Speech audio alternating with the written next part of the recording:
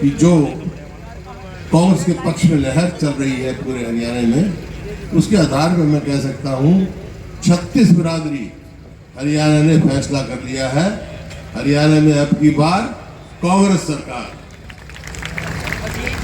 और हर जगह से एक ही आवाज आ रही है, कांग्रेस आ रही है, भाजपा जा रही है। क्यों ऐसा हुआ? क्योंकि 10 साल 2005 से लेकर 2014 तक कांग्रेस पार्टी की सरकार थी, लोगों ने उसकी उपलब्धि देखी, और 14 से 24 तक बीजेपी और जेजेपी की सरकार देखी, इसकी विफलताएं देखी। 2014 में जब हमने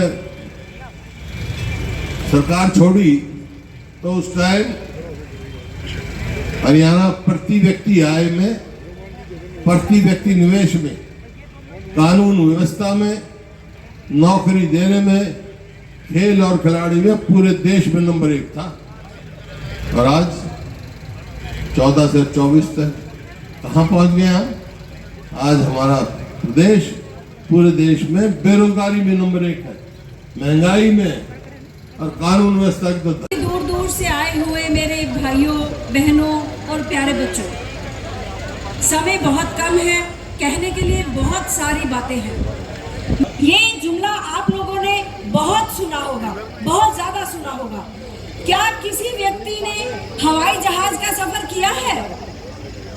इस सरकार में शायद जो हवाई जहाज का सफर करते थे उनके, किस तरह की सरकार है ये? किस तरह की सरकार है? इतनी ज्यादा दरिंदगी के बाद भी उन लोगों की जो नींद नहीं खुलती। अब दूसरी बात करती हूँ, हमारे बच्चे पकौड़े ही तलवाने हैं तो क्या फायदा इस सरकार का?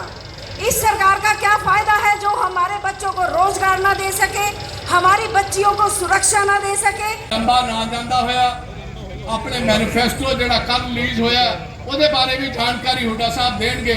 7 बहुत इंपॉर्टेंट गारंटी लगाई जाएगी। आज नशाखोरी हमारे शहर नंबर 1 पे बना हुआ है। नशाखोरी के अंदर गली गली में स्मैक बिकता है। दोस्तों 10 साल पहले किसी ने सुना भी नहीं था कि स्मैक क्या होता है, लेकिन आज। और पंजाब के leader of opposition Pratap Singh Bajwa ji, यहाँ से हमारे उम्मीदवार रमन त्यागी जी, और पूर्व विधायक सुभाष चौधरी जी, पूर्व विधायक अर्जुन सिंह जी, और आपका सम्मानित मंच हमारे सारे साथी, सबको जानता हूँ भाई, यमुनानगर में सब किसे वो है, तो मैं सबका नाम ही समझ ले लिया। सम्मानित मंच, उपस्थित मेरे बुजुर्गों, नौजवान साथियों, मातृशक्ति व प्यारे बच्चों, पत्रकार बंधुओं, आप बहुत देर से बैठे हैं, आने में देरी हुई उसकी तो एक बात कहने जा रहे हो, ये पसीना जो ले रहे हो आप, ये खाली नहीं जाएगा भाई। हरियाणा की राजनीति में कुछ ना कुछ रंग लेके आएगा। घूमकर आज यमुनानगर में आया हूँ, सरकार को मजबूर किया वो काले कानून वापस लेने के लिए। छोटी बात नहीं है, इसी वास्ते हरियाणा की पहचान है भाई, पूरे देश के लिए, किसान तो हर वर्ग के लिए। और आपका नौकरी का देख लो, बेरोजगारी के हिसाब से एक इन्होंने लगा चला रखा है कौशल रोजगार निगम। उसका क्या काम है? अरे हमने तो ठेके बंद करे थे, ठेकेदारी पे नौकरी, ये सरकार खुद ठेकेदार बनी हुई है, ठेके पे नौकरी देती है। मतलब ना तो उसकी तनख्वाह पूरी, जिसको मिलनी चाहिए 50,000 उसको देंगे 15,000, ना उसमें कोई मेरिट, ना कोई रिजर्वेशन। बताओ, जो रिजर्वेशन ओबीसी को, दलित बच्चों को मिलनी चाहिए थी, 10 साल तक वंचित रह गए। कौन पूरी करेगा भाई? कैसे पूरी होगी? तो मतलब किसी की भी नहीं। तो ये इन्होंने ये परिस्थिति बनाई, भ्रष्टाचार का अड्डा बना रखा। नौकरियां बेची गई, जैसे परचून की दुकान पे परचून बिकता है ना, कोई इस तरह नौकरी की बोली लगती थी। सब अखबारों में पढ़े होंगे आपने। ये 10 साल में इन्होंने किया। और कांग्रेस की सरकार आएगी तो भाई हम, नतीजा क्या हुआ?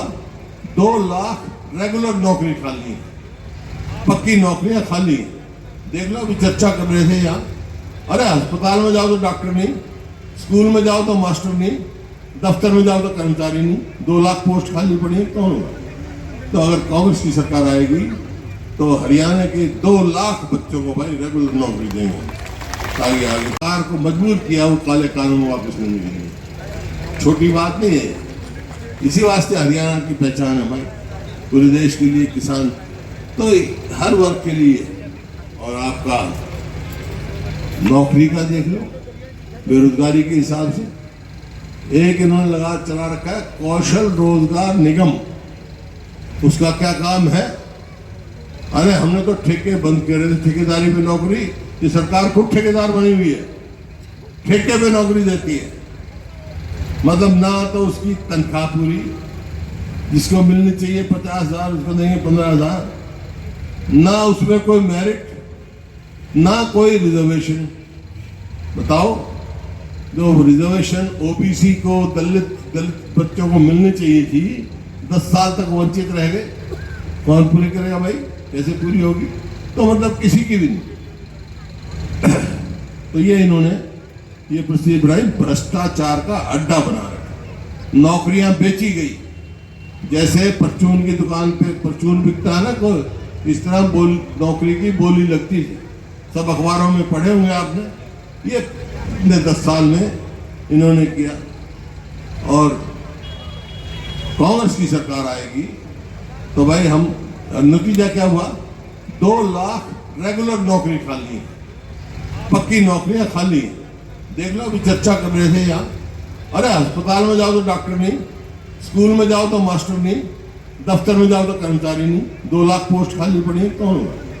तो अगर कांग्रेस की सरकार आएगी तो हरियाणा के 2 लाख बच्चों को भाई रेगुलर नौकरी देंगे, ताकि आगे हरियाणा में हम एमएसपी की लीगल गारंटी देंगे, ताकि किसान के साथ कोई धोखा ना हो। यहाँ देख रहे हैं आप, बहुत सारे यहाँ किसान भाई बैठे होंगे, जीरी भी पैदा करते होंगे, गन्ना भी पैदा करते होंगे। गन्ने का क्या भाव बढ़ा भाई ने? हमने एकदम 200 रुपये बढ़ाया। तो हमारी सरकार आई और इन्होंने कभी 5 रुपये, कभी 10 रुपये, कभी 15 रुपये, मतलब लागत के हिसाब से भाव नहीं बढ़ाया। गन्ने का किसान और जीरी का देख लो। आपको याद होगा, हमारी सरकार थी तो क्या नारा लगा था, आप ही बता दो भाई। जीरी गई जहाज में, अब जीरी का क्या हाल है? एमएसपी अब कहेंगे हम 15 सितंबर से खरीद शुरू करते थे। इन्होंने 15 सितंबर आई तो बोला 23 से करेंगे, 23 आई तो 1 से करेंगे, अब बीच में करा। ऐसा मतलब हाल कर रखा है, नई नई चीज चला रहे। क्या? परिवार पहचान पत्र, परमानेंट परेशानी पत्र, एक प्रॉपर्टी आईडी और एक किसान के लिए मेरी फसल मेरा ब्यौरा। क्या मतलब भाई?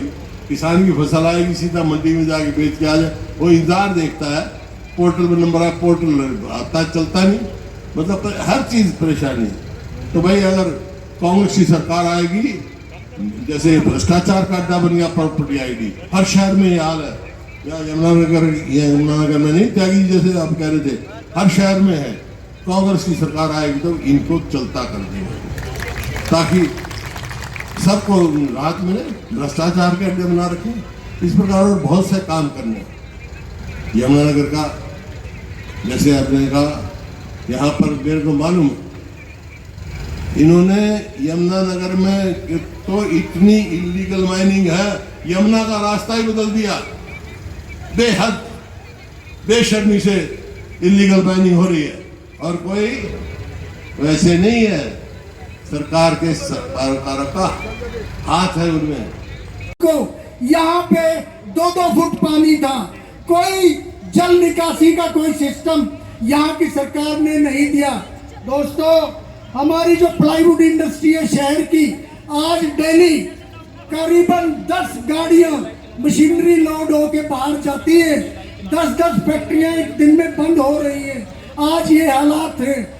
आज जीएसटी का कॉम्प्लिकेटेड सिस्टम और जो इनकी मार्केट फीस और यूरिया के घोटाले, उन सब ने मिलकर प्राइवेट इंडस्ट्री को मजबूर कर दिया है, प्लाईवुड वालों को, कि यहाँ से पलायन करें। में एक मेंबर रणबीर सिंह हुड्डा जी भी थे।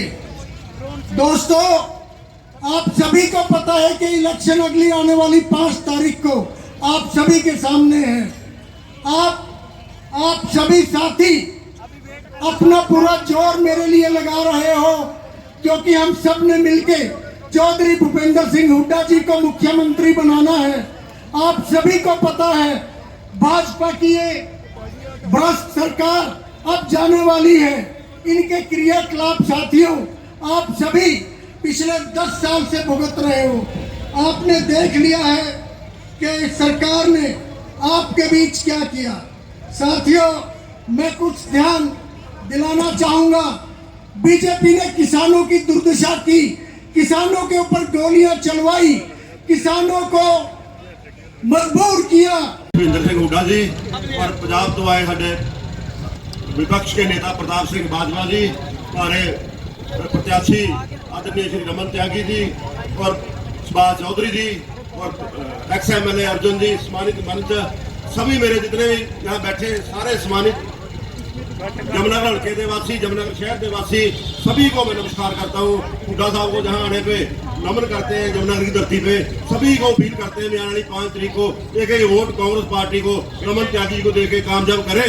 इसी ऐसे ही हमारे जमुनानगर का समाधान हो सकता है। कांग्रेस पार्टी की सरकार बनने जा रही है, हमारी भी साझेदारी जमुनानगर के MLA बन के सरकार में पे और एक काम जनता का हो। जय हिंद, जय गौ। मुख्यमंत्री, नेता प्रतिपक्ष और हमारे नेता प्रतिपक्ष चौधरी प्रताप सिंह बाजवा जी पंजाब से, मेरे मुख्यमंत्री चौधरी भूपेंद्र सिंह हुड्डा जी तथा 10 दिन बाद होने वाले साथियों, मेरे जितने भी साथी 11 बजे से यहाँ बैठे हैं, कुछ विलंब हुआ है जरूर, इसके लिए मैं माफी चाहता हूँ।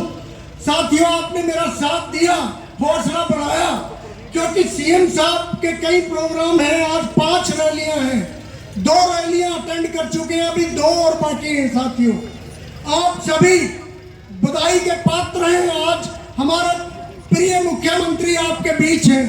साथियों, आप किसी परिचय के मोहताज नहीं है। पासे तो कहते हैं दुनिया की महान ताकतां दे विच असीं बहुत जल्दी शरीक होने वाले हैं। दूसरे पासे रेगुलर आर्मी दे विच ਜਿਹੜਾ जवान 17 साल की उम्र दे विच भर्ती हुंदा सी, वो 34-35 साल आके रिटायर होके तो तकरीबन 17-18 साल की नौकरी तो बाद वापस आंदा सी। उन्होंने मेडिकल फैसिलिटी भी है सी, उन्होंने पेंशन भी सारी मिलती सी।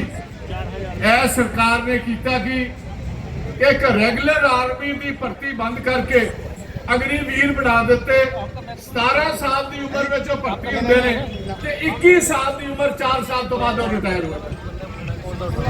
मैं तुहानू इस गल का यकीन दिवाना चाहना, जिस दिन भी इंडियन नेशनल कांग्रेस की ते इंडिया ब्लॉक की हिंदुस्तान सरकार बनी, उन्होंने साल लगे, 2 लगन या 3 लगन, साडा पहला फैसला यह है कि जिहड़ी रेगुलर इंडियन आर्मी की पहले भर्ती चलती सी, उसनूं बकायदा तौर उसे रूप चलाया जाएगा, अग्निवीर वाला काम पक्के तौर बंद कर दिया जाएगा।